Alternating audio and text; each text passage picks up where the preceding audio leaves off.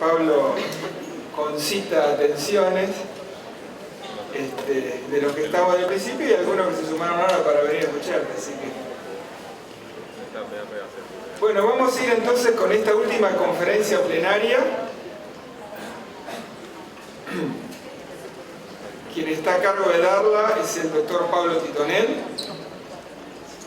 Nos va a hablar de intensificación ecológica, de la generación a la utilización de servicios ecosistémicos en los paisajes agropecuarios.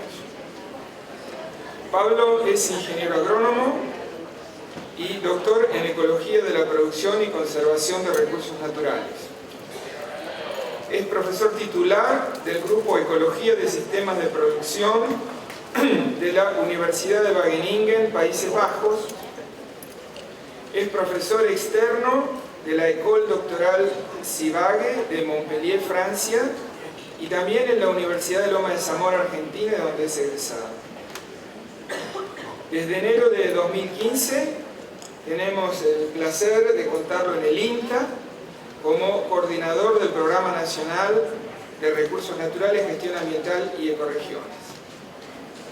Las áreas de conocimiento incluyen fertilidad de suelos, agroecología y análisis del sistema de producción. Y mucha experiencia de trabajo con la gente, que no lo pone acá, pero para este congreso es muy relevante. Su carrera en investigación internacional comenzó en el Instituto Tropical de Biología y Fertilidad de Suelos del CIAT en Nairobi, Kenia, y en la Universidad de Zimbabue, donde condujo programas de investigación y educación en fertilidad de suelos, agricultura de conservación y modelado de agroecosistemas.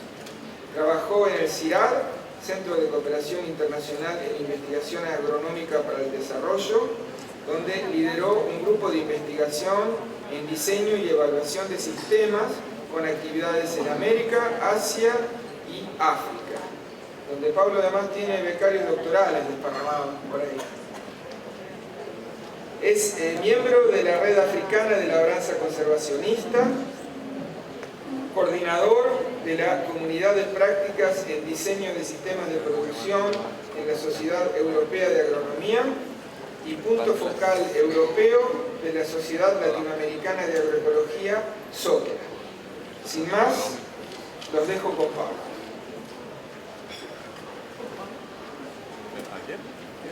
Gracias por la introducción breve. Y muchas gracias por haberme invitado, por haber creado este espacio, esta oportunidad de poder hablar con ustedes, que bueno, no necesariamente compartimos áreas temáticas todo el tiempo, así que bueno, es esta cross-polinización, para usar un término de servicios ecosistémicos. Quisiera agradecer especialmente a los organizadores, a los chicos que andan corriendo por todos lados, que organizaron todo, que fueron súper eficientes a la hora de hacernos llegar aquí muy bien, en tiempo, en forma, y hacernos sentir muy bien, muy bienvenidos. Así que muchas gracias para ellos.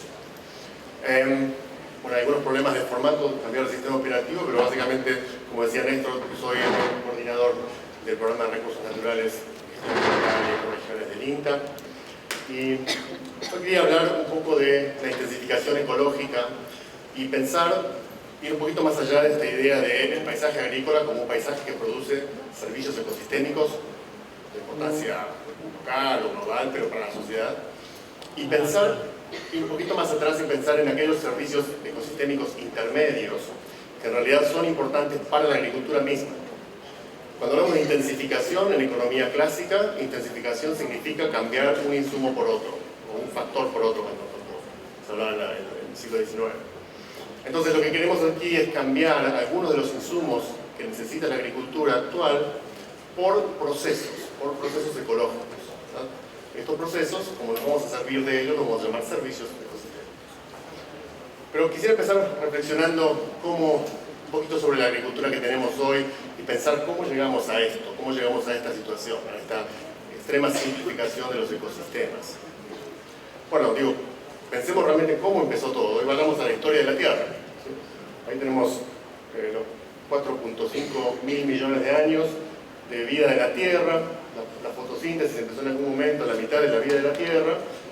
Los dinosaurios estuvieron ahí, se extinguieron. Y acá aparecemos los humanos, en los últimos 2 millones de años en la Tierra. Y por la mayor parte de estos 2 millones de años hemos estado haciendo cualquier otra cosa menos agricultura, ¿verdad? Nos veíamos un poquito diferentes a como lo vemos ahora. Solamente en el último minuto de nuestro tiempo en la Tierra, los últimos 10.000, 5.000 años, hemos empezado a sedentarizarnos y a hacer agricultura, ¿verdad? Y ahí empezó la escritura y todo lo que...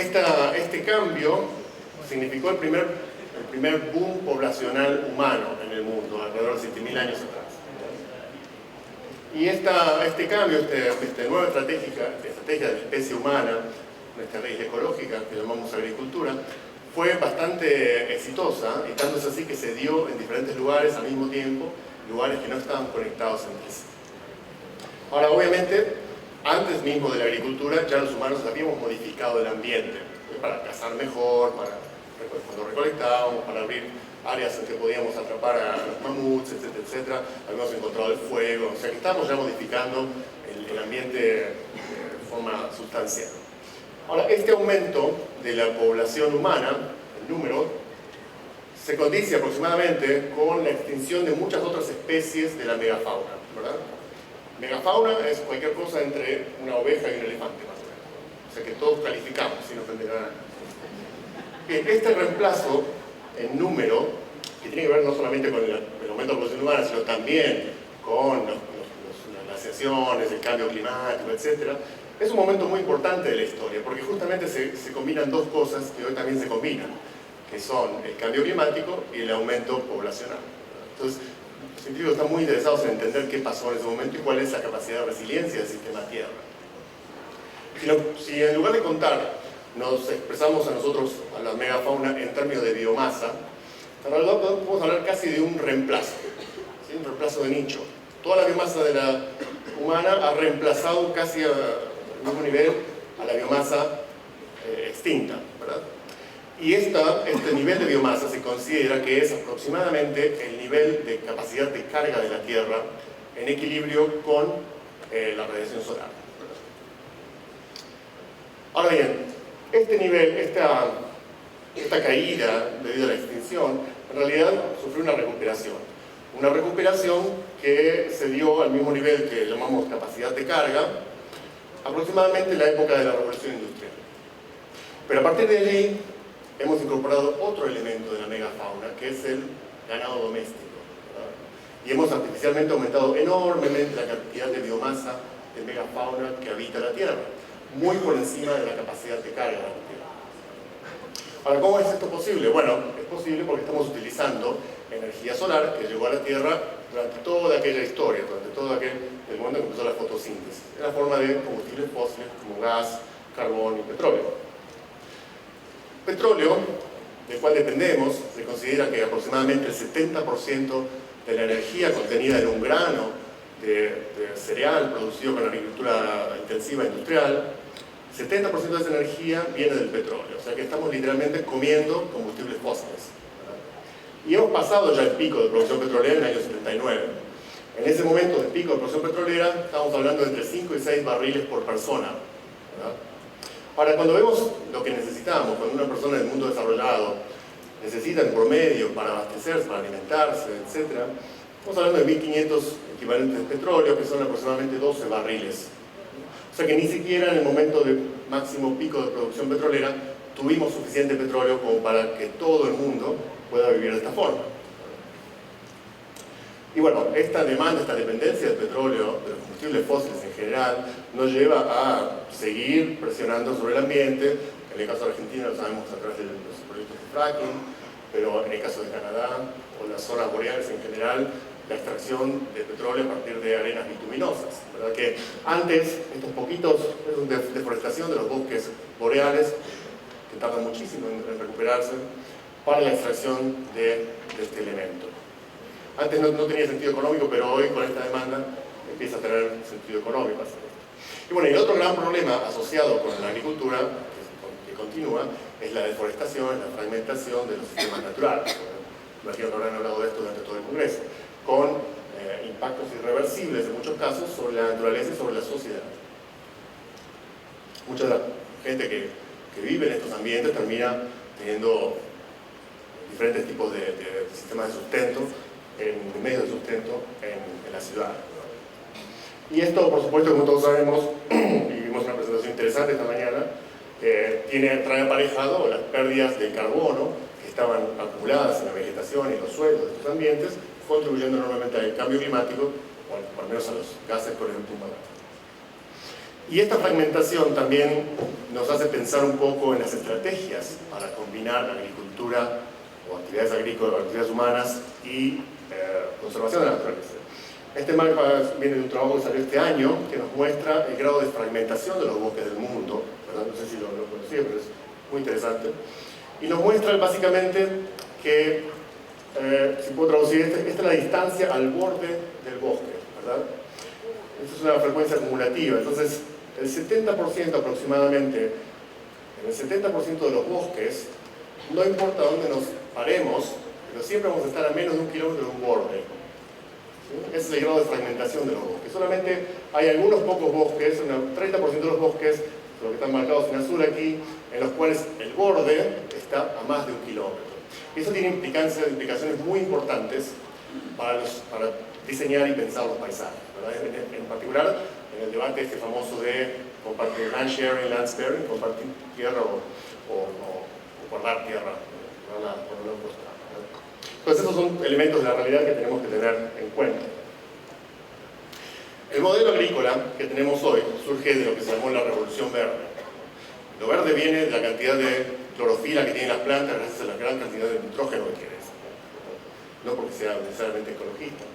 Y obviamente cuando se dio la Revolución Verde fue un contexto mundial diferente, un contexto histórico diferente, hacía falta alimentar a la gente y Norman Borlaug, la gente que empezó a hacer mejoramiento vegetal para lograr altos rendimientos, lo hizo con la mejor intención, ¿verdad? Pero obviamente que este modelo fue también cooptado por un modelo de negocio que nos llevó a no solamente aumentar la producción, pero también aumentar la dependencia de nutrientes y agua, el uso de nutrientes y agua en la agricultura y el uso de pesticidas en especial.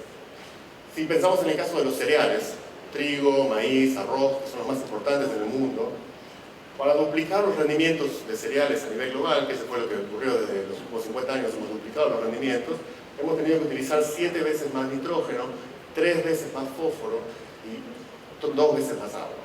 Entonces, si pensamos hacia el futuro, crecimiento poblacional, aumento de la tasa de consumo, del poder adquisitivo de la gente, y pensamos en que tenemos que aumentar otra vez, tal vez, pues no lo podemos hacer de esta forma, tenemos que buscar una alternativa. Aunque no tengamos ninguna convicción ecológica ambientalista, simplemente por una cuestión de recursos, de esta forma ya no se puede. Y este cambio de tipo de modelo agrícola, de tipo de variedades que se utilizan, de pasar de variedades de gran porte, con una gran cantidad de biomasa, gran aporte de materia orgánica al suelo, pasamos a variedades mucho más pequeñas que aportan menos materia orgánica al suelo, y este cambio nos ha significado una pérdida neta del suelo, de toda la tierra, de 50 petagramos, de toda la superficie del suelo, solamente por haber cambiado estas variedades, un cálculo. Y como decía, este nuevo modelo agrícola, este modelo de la Revolución Verde, funcionó solamente en algunas partes del mundo. En muchos lugares del mundo se sigue produciendo a los mismos niveles que en los años 60, ¿verdad? Y en la gran mayoría de los lugares del mundo donde funciona este modelo son lugares donde se subsidia la agricultura, ¿verdad? No es rentable, sino que se subsidia.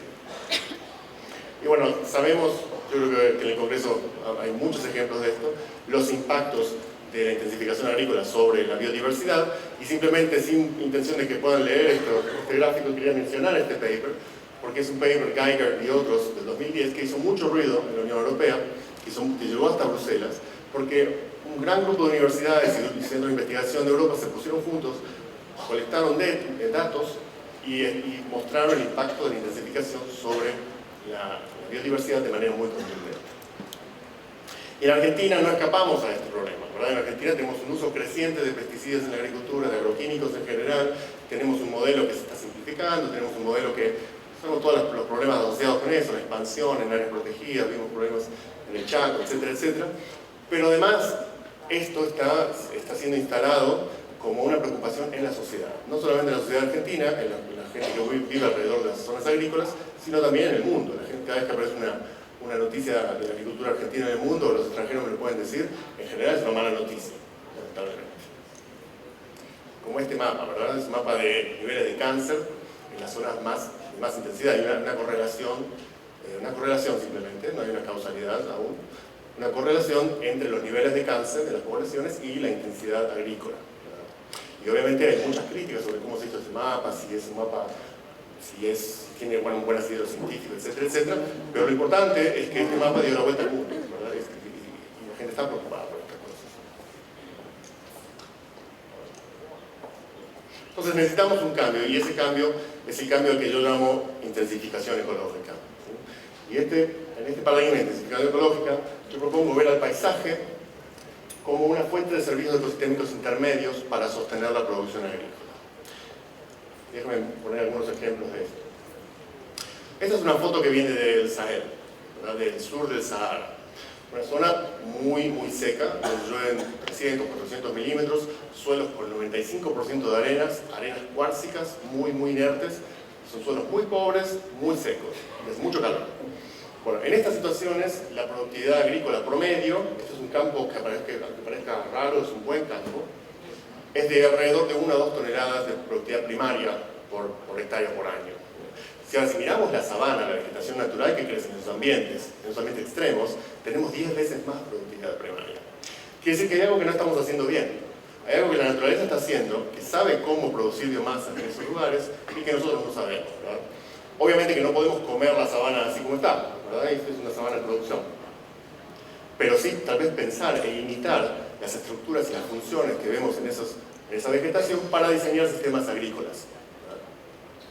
Y a veces cuando hablamos de imitar la naturaleza y usar estas funciones, suele sonar un poquito romántico, ¿no? Bueno, imitar la naturaleza. No, a veces es muy pragmático y muy simple. Por ejemplo, poner una capa de residuos sobre el suelo, ¿no? En este caso residuos producidos como un abono verde. Un abono verde es una planta que se cultiva solamente para obtener biomasa, no para consumir nada. Bueno, poner es un paper que viene de Brasil, de Soil Tillage Research, si alguien está interesado, nos muestran que la temperatura máxima del suelo desnudo versus un suelo cubierto, la diferencia es 30 grados, la máxima, no la media, ¿verdad? Entonces estamos hablando de mantener agua en el suelo, regulación hídrica como servicio ecosistémico para la agricultura, un elemento simple que imita la naturaleza, porque en la naturaleza en general los suelos están cubiertos. Nos puede hacer ahorrar muchísima agua. Y cuando miramos a la biodiversidad, muchas veces pensamos en la biodiversidad en general, de mamíferos, plantas, etcétera, etcétera. Pero bueno, uno de los grandes elementos de la agricultura es el suelo, ¿verdad? Y la biodiversidad en el suelo. Entonces me imagino que están familiarizados con este tipo de presentaciones. Esto muestra diferentes grupos funcionales en el suelo, ¿verdad? Los círculos, estoy viendo que hay algunos economistas, así que voy a contar. Los círculos, el tamaño de los círculos muestra el tamaño de cada uno de estos géneros, el color indica el grupo funcional, qué hacen esos organismos en el suelo, y las flechas, las líneas que los unen, son relaciones, es una trama trófica, una red trófica en el suelo.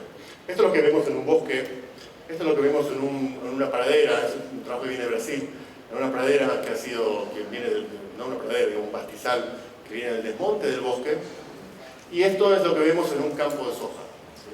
O sea que la diferencia entre esto y esto es como comparar la Amazonia con el Sahara, aproximadamente, ¿verdad? Y bueno, como simplificamos tanto este sistema, lo hacemos dependiente de energía externa, de insumos externos, nutrientes externos, y hay una gran acumulación de trabajos hoy que nos muestran la relación entre la complejidad, la topología de las redes tróficas en el suelo y la eficiencia del uso de los nutrientes, por ejemplo, o del agua. Y ya que estamos hablando del suelo, disculpen que tiene un poquito que ver con mi profesión, normalmente en el suelo tenemos muy buenos químicos del suelo, muy buenos físicos del suelo, pero a veces tenemos que empezar a pensar en el suelo como algo un poco más complejo. Y aquí este trabajo que salió el año pasado nos muestra algo muy interesante, que es la disponibilidad química de fósforo, de una forma que las plantas lo puedan tomar, lo llamamos fósforo disponible, está altamente relacionada con la agregación del suelo. O sea que la agregación no solamente es una cuestión de agua, aire en el suelo, pero también de disponibilidad de nutrientes en el suelo. En otras circunstancias nos encontramos con suelos degradados, con ecosistemas degradados, pero fuertemente con suelos degradados. Y en este caso, es nuevamente en el Sahel, en Burkina Faso, y lo que estamos viendo es un campo agrícola. Ahora, este campo agrícola, obviamente cuando queremos restaurarlo, cuando queremos empezar a cultivar alguna planta, ahí por ejemplo sorgo o mijo, son las plantas que los productores usan ahí, y dicen, bueno, vamos a incorporar residuos de cosecha en el suelo para aumentar la materia orgánica, etc. O los residuos de cosecha de por sí no son muchos porque los rendimientos son muy bajos, o sea, la cantidad de carbono es muy baja, las raíces son muy pequeñas, y por otra parte tenemos vacas y tenemos termitas que andan comiendo todos esos residuos, entonces no hay una buena incorporación en el suelo. Entonces, esas termitas tal vez las podemos usar a nuestro favor, ¿verdad? Generando estas rugosidades en el terreno, lo que nos permite es concentrar agua y nutrientes en 1/3 de la superficie total del suelo, por microescurrimiento, y ahí empezamos a ver estos los rastros de las termitas, que hacen un trabajo enorme para nosotros porque generan un montón de canales que permiten aireación, permiten infiltración de agua. Entonces, cuando el agua llega al suelo, no se va, sino que penetra en estos puntos, ¿verdad? Entonces, este es otro servicio interesante que nos puede brindar, en este caso la fauna. Luego de un par de años de hacer esto, vemos una recuperación de los suelos con arbustos, especies nativas, y entonces ahora sí podemos utilizar estos arbustos para reconstituir los niveles de materia orgánica, para proteger el suelo en superficie, etcétera, etcétera. Ahora, y esto es un recurso local, ¿sí?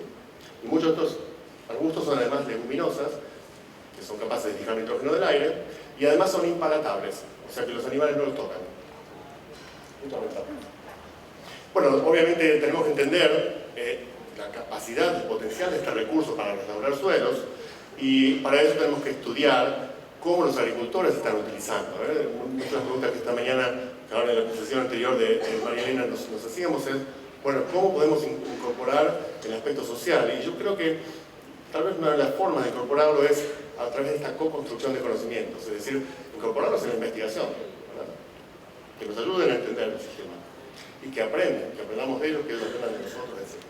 Bueno, en este caso hicimos ese trabajo para ver cómo ellos utilizaban este recurso y cuál era la potencialidad de restaurar suelos con este recurso sin agotar el recurso, obviamente. No voy a entrar en detalles. Otros elementos que se relacionan con el conocimiento de los productores, los agricultores en general, es el uso o la recuperación de sistemas digamos, ancestrales de producción, ¿verdad? Obviamente sistemas que han evolucionado en un contexto histórico diferente, pero que hoy los podemos recuperar y vincularlos con los nuevos conocimientos y las nuevas tecnologías para optimizarlos, ¿verdad? Porque hoy tenemos que producir más porque hay mucha más gente viviendo en las ciudades que en el campo. Este es el caso de otra tesista, Uma Pumairo, de Indonesia, que está trabajando en estudiar y optimizar estos sistemas tradicionales que combinan arroz con patos y con peces. Y yo tengo entendido que hay también una experiencia a gran escala en la provincia de Corrientes, en Argentina, donde también están haciendo algo similar, pero de diferente magnitud.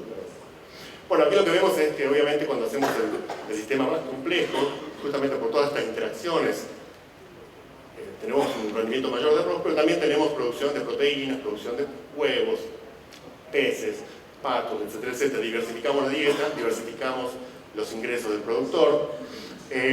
Hay una ventaja adicional, que es el hecho de que tener azora, que es un helecho flotante que fija el nitrógeno del aire, además, cuando cubre bien el agua, reduce las temperaturas y eso reduce las emisiones. Como ustedes saben, el arroz es una de las mayores fuentes de emisión de metano. Y bueno, hay obviamente ventajas desde el punto de vista nutricional, notablemente, cuando hablamos de estos sistemas más complejos, arroz, peces, etc., tenemos, por ejemplo, un aporte de vitamina A importante que no lo tenemos en sistemas convencionales. Entonces, sabemos que hay un gran problema de problemas de ceguera en el sudeste asiático por deficiencias de vitamina A, justamente por una dieta basada en arroz, ¿verdad? Entonces, es una forma de abordar ese problema en lugar de utilizar el famoso arroz dorado, ¿verdad? Y otro servicio ecosistémico interesante intermedio que aparece en estos sistemas complejos es el control de plagas. De por sí no podemos utilizar pesticidas porque tenemos patos y peces, los mataríamos, ¿verdad? Pero no hace falta, bueno, en muchos casos no hace falta. Por ejemplo, si vemos el caso de caracoles, de larvas de moscas o de tucuras, vemos que los patos y los peces hacen muy buen control de los mismos, ¿eh? Se los comen básicamente. Mejora también su dieta. Pero estos sistemas, todo esto que les mostraba anteriormente, son estudios que vienen de una parcela, vienen de un predio, vienen de una explotación, de un productor. Y ese productor, en realidad, está inmerso en un paisaje, ¿verdad? Cuando hablamos de servicios ecosistémicos, no podemos seguir hablando de un productor, de un predio, de una parcela. Tenemos que hablar de un paisaje, ¿verdad? Especialmente cuando hablamos de servicios ecosistémicos mediados por agentes que se mueven, que se desplazan, como los artrópodos en general, ¿sí? Que no conocen los límites de una explotación. Entonces, en esos casos, la pregunta es, ¿cómo, con estos conocimientos, diseñamos paisajes? Diseñamos paisajes, pero teniendo en cuenta que esto es un sistema socioecológico, en el que hay también una gran mancha urbana, en el que hay una interfase rural-urbana muy importante y que va a determinar, en alguna medida, qué cantidad de servicios ecosistémicos vamos a obtener de estos sistemas y quiénes van a ser los beneficiarios, ¿sí? Entonces, pensar esta escala y empezar a soñar un poquito esta escala, a ver cuáles serían por ejemplo, la mejor forma de generar una trama de productores y de centros de procesamiento, de centros de almacenaje, de distribución de la comercialización, etc., nos permite pensar en oportunidades para reciclar nutrientes de la mancha urbana hacia la mancha rural, pensar cuáles son las consecuencias sociales y ecológicas de diferentes diseños en términos de procesamiento, atomizado o concentrado en una ciudad, con las ventajas y desventajas que ambos tienen, ¿sí? Y pensar en general estos paisajes como ambientes proveedores de servicios ecosistémicos en general. Es una matriz compleja, urbano-rural, y bueno, esto nos hace pensar en las oportunidades que esto tiene, no solamente en los problemas que esto tiene. Creo que en especial en Latinoamérica tenemos un gran problema hoy con la expansión de las manchas urbanas. Tal vez podríamos empezar a pensar un poquito en estos términos.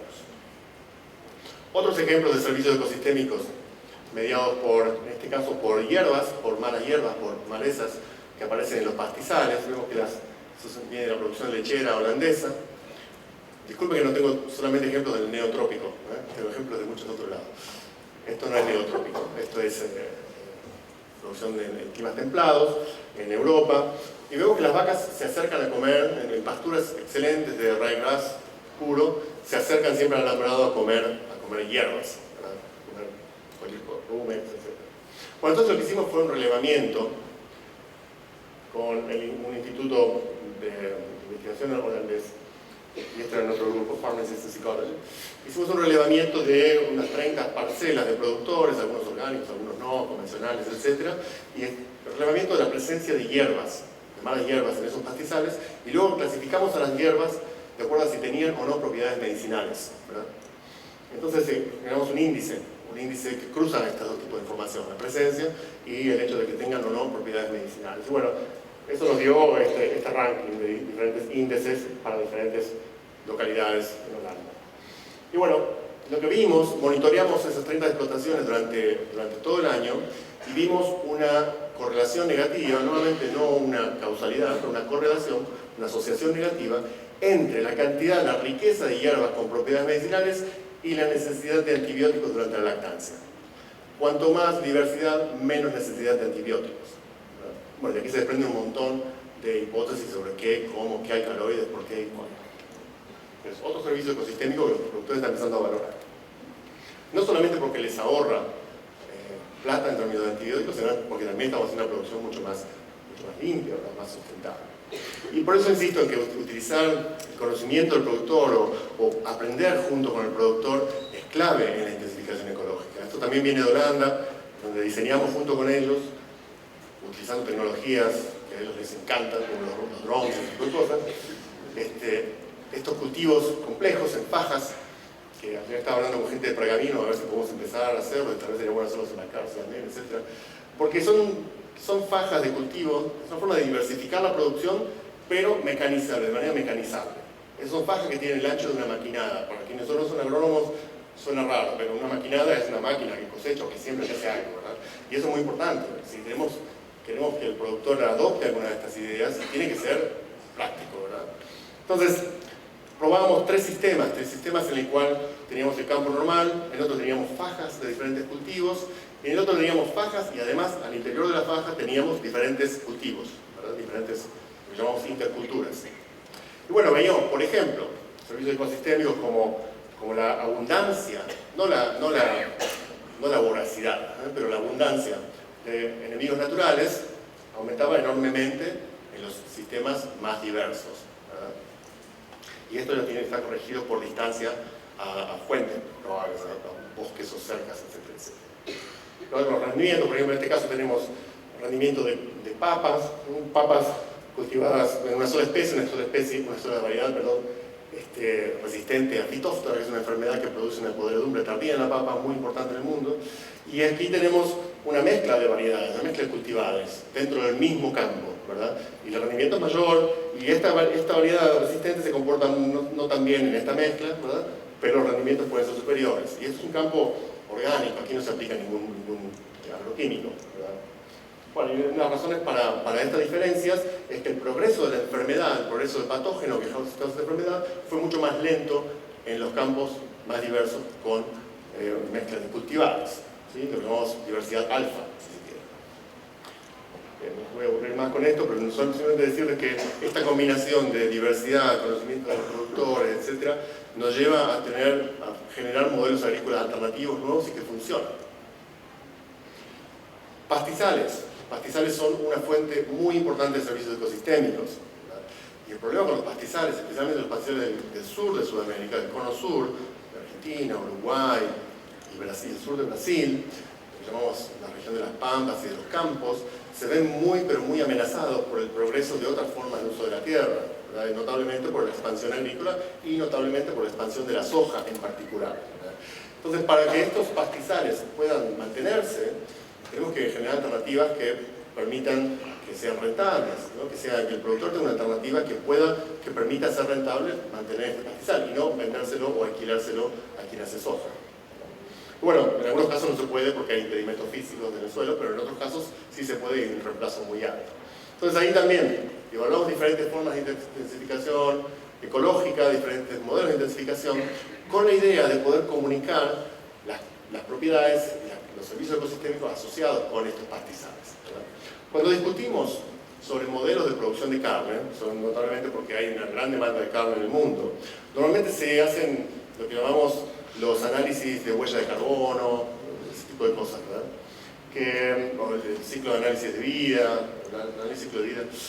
Entonces, muchas de las comparaciones entre sistemas se hacen en términos de gases con efecto invernadero, básicamente carbono o dióxido de carbono, ¿verdad? Entonces eso es lo que yo llamo la tiranía del carbono, la tiranía del dióxido de carbono, porque sabemos que la sustentabilidad es multidimensional y que tenemos que mirar muchas, parece que todo se reduce a dióxido de carbono, ¿verdad? Entonces, algo que emite poco dióxido de carbono, de pronto es sustentable, ¿verdad? Y este es el caso, por ejemplo, cuando comparamos la cantidad de emisiones, usando coeficientes que además vienen de Europa, emisiones por kilo de carne producida, ¿verdad? Y obviamente un feedlot se ve mucho mejor que un sistema tradicional, ¿verdad? Lo que no estamos pensando es una concentración, es una cantidad por kilo de carne producida. Y obviamente el feedlot estamos sacando animales mucho antes, ¿verdad? A menor peso, más jovencitos. Entonces la cantidad de tiempo es menor, entonces el denominador es menor, etcétera, etcétera. Bueno, esa es la realidad y esto es lo que se plantea en el mundo como solución para disminuir las emisiones de ganado, básicamente. Intensificar feedlots, etcétera, etcétera. Pero si miramos otros indicadores, vemos que en realidad, por ejemplo, en términos de consumo de energía, erosión del suelo, exceso de nitrógeno, exceso de fósforo, todos los límites planetarios, en realidad vemos que son los peores de estos sistemas, ¿verdad? Por eso llamo esto la tiranía del CO2 y me gustaría terminar con esa tiranía. Bueno, y una forma de terminar es informar. Imagínense que nosotros podamos vender carne que viene de estos campos, que viene de estos sistemas, en la cual podamos poner un sello que se parezca a esta flor, tal vez no a esta flor, pero algo similar, y que diga, bueno, mire, si usted compra carne de diferentes sistemas, tiene asociada a lo que usted compra más o menos servicios ecosistémicos. Yo creo que esto puede ser un mensaje muy fuerte para los consumidores, ¿sí? Y un mensaje además que es mucho más transparente que el de carne orgánica, que a veces los productores, o los consumidores, perdón, no entienden muy bien de qué se trata la carne orgánica. Lo único que saben que es más caro. ¿Están cansados o están para un ejemplo más? ¿Sí, un ejemplo más? Bueno, acá querían darles un estudio de caso de esto, justamente, de utilizar servicios ecosistémicos en agricultura, en paisajes agrícolas, pero también demostrarle lo complejo que es hacer esto, ¿verdad? La intensificación ecológica requiere mucho más cabeza, mucho más ciencia, mucho más método que comprar un paquete tecnológico simple. Bien, yo sé que esto es un pecado, casi, venir acá a presentarles números, poner números a un servicio ecosistémico, ¿verdad? Porque, bueno, ya el término servicio no suena muy bien, pues si además le ponemos una evaluación económica nos suena un poquito peor, ¿no? Pero hubo gente que para pasar un mensaje, para mostrar lo importante que son los servicios provistos por artrópodos, como la polinización y como el control de plagas, han tratado de calcular cuáles, por ejemplo, 400 billones de dólares al año es lo que nos ahorran los artrópodos en términos de control de plagas, ¿no? En términos de evitar pérdidas de cosecha y evitar el uso de pesticidas. 120 son 120 mil millones por año asociados a la polinización, por ejemplo. Para nosotros en agricultura, conscientemente o inconscientemente, cambiamos drásticamente los hábitats de estas especies. Les hacemos la vida muy difícil, ¿verdad? Bueno, obviamente cuando pulverizamos, pero además cuando cosechamos. Es un cambio abrupto del ecosistema de estos enemigos naturales de un día para el otro, ¿verdad? Entonces tenemos que, si queremos que estos enemigos naturales estén en el ambiente y trabajen para nosotros, ahí fue el servicio, tenemos que pensar en generarles un hábitat para que estén ahí, ¿sí? Muchos de estos enemigos naturales lo que hacen es básicamente desovar en la plaga que queremos controlar o queremos manejar, ¿verdad? Para buscar a la plaga, moverse por el paisaje, tienen que alimentarse, necesitan néctar, tienen que tener fuentes alternativas de néctar y lugares de anidación.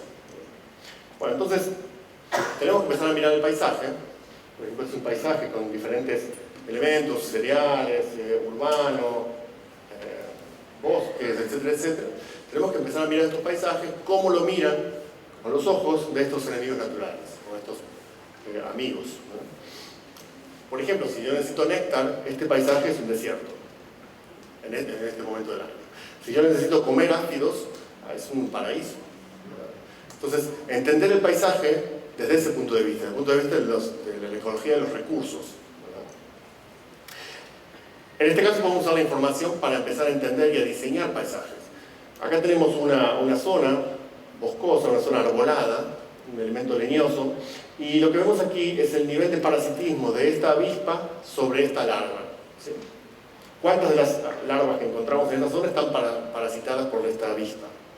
Bueno, vemos que el nivel de parasitismo es muy alto cerca de las masas boscosas y a medida que nos vamos alejando es mucho menor, ¿verdad?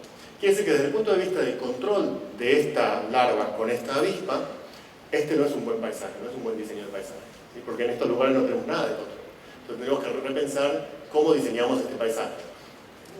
Hoy nos decía María Elena, volver a meter el árbol en el paisaje. Y bueno, necesitamos esta información para saber cuál es la forma más eficiente de meter el árbol en el paisaje, para que nos ayude.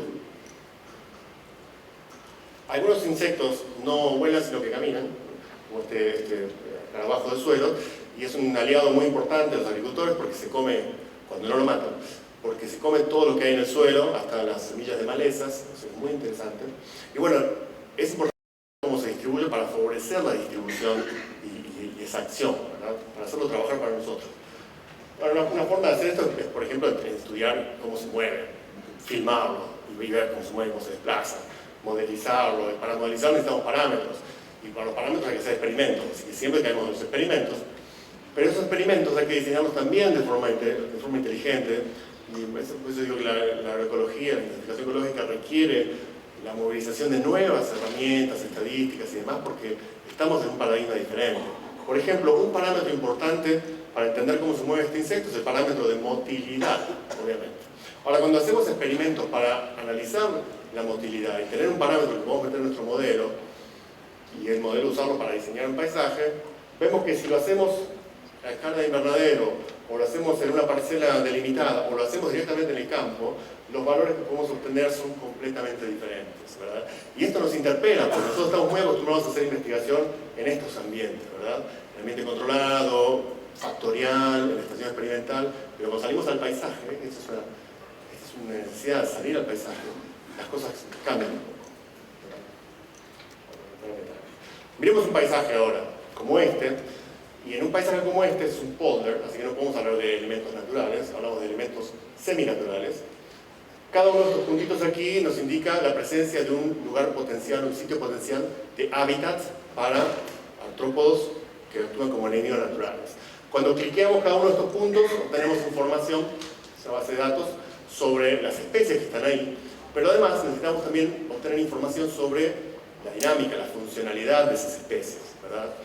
En primera medida porque hay una cuestión de tiempo y espacio, ¿verdad? Si nosotros tenemos pulgones en el campo y queremos que venga alguien a comérselos, tenemos que ofrecer también el recurso néctar, el recurso alternativo, el lugar de anidación, al momento indicado para que estén en un momento de control y no antes y no después, ¿verdad? Entonces la fenología de las flores que vamos a poner en esos ambientes, o que vamos a facilitar en esos ambientes, pero también la morfología de esas flores, porque no todos los insectos pueden tomar néctar de todas las flores.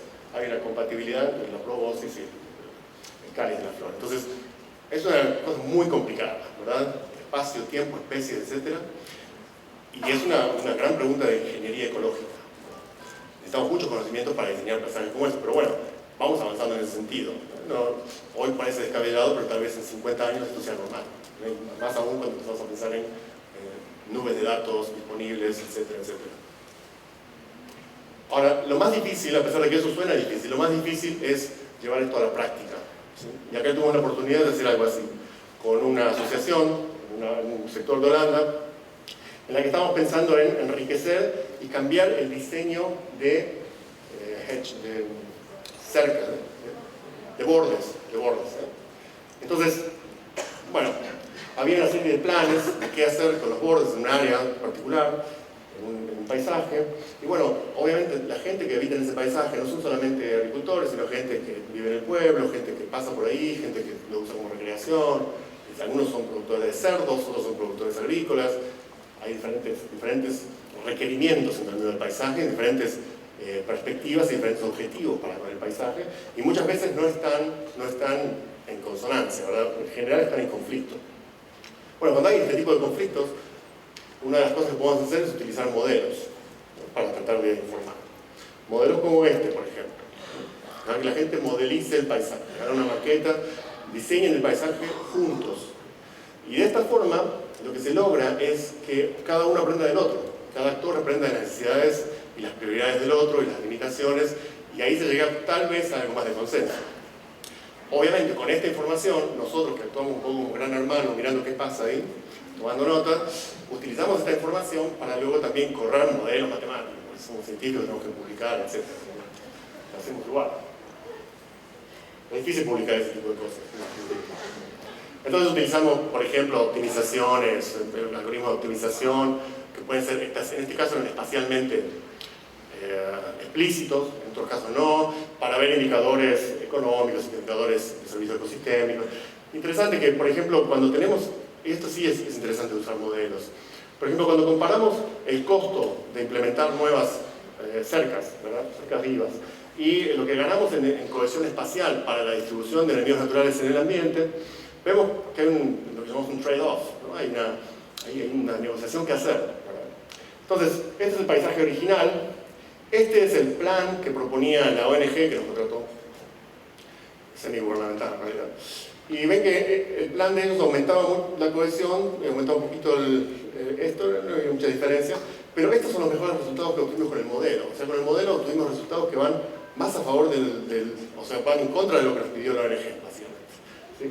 ¿Y esto es por qué? Porque nosotros no estamos mirando solamente a estos dos objetivos con el modelo, sino que estamos mirando a una serie de otros objetivos, los 7 objetivos que les había contado antes, ¿verdad? Entonces, estos puntos rojos son los mejores compromisos cuando miramos no solamente a 2 objetivos, sino miramos a muchos otros objetivos. Y bueno, y esto es muy difícil de hacer atrás de un sobre, ¿no? en un papel de almacén. Por eso necesitamos ese tipo de herramientas.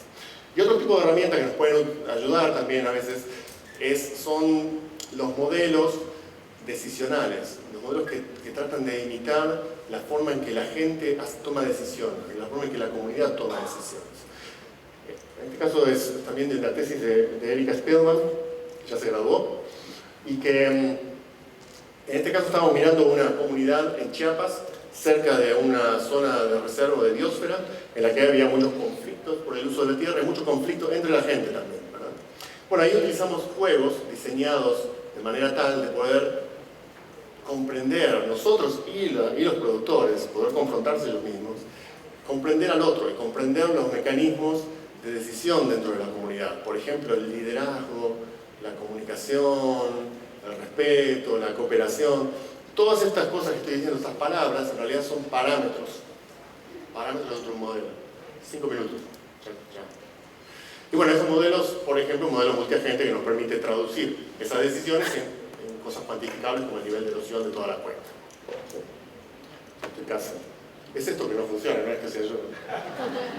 Diseño de estos paisajes, a veces hay ideas muy interesantes, como estas ideas que están surgiendo en Europa, y esto viene en realidad viene de un concurso de jóvenes arquitectos que venían con ideas innovadoras, y esta fue muy interesante, porque era la idea de organizar el uso de la tierra y organizar la producción a lo largo de los ríos, de los grandes ríos de Europa.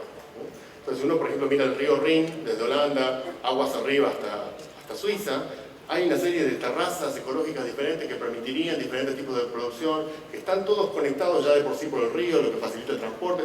Hay una serie de ventajas alrededor de esto. Entonces, son formas de pensar esta implementación de una agricultura más ecológicamente intensiva en ambientes reales. Voy a pasar de largo todo esto, que además está en holandés. Vamos. Bueno, lo que quería terminar con esto, con esta idea de que muchas veces cuando hablamos de intensificación ecológica, o agricultura orgánica, o agricultura ecológica, o agroecología, hay una cierta imagen asociada con ese tipo de discursos, ¿verdad? Y bueno, y esa imagen es a veces muy difícil de romper, ¿verdad?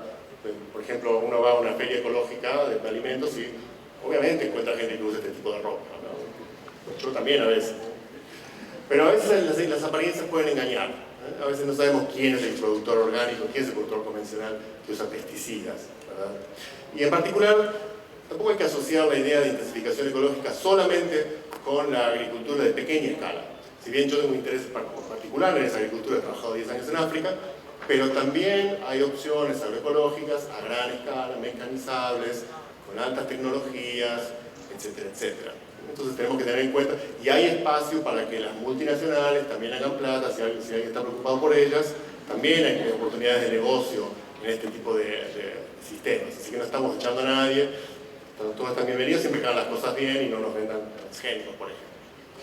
Bien, cuando pensamos en intensificación ecológica, entonces tenemos que pensar en algo más que la técnica. Como les mostré, es muy complejo. Y el actor tiene que ser parte de esta transformación.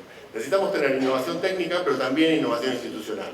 Para pasar de los paisajes actuales a los paisajes deseables, en realidad no sabemos cuál es la trayectoria que tenemos que seguir, a veces por aquí, a veces por allá, pero sí sabemos que hay un cuello de botella, ¿verdad?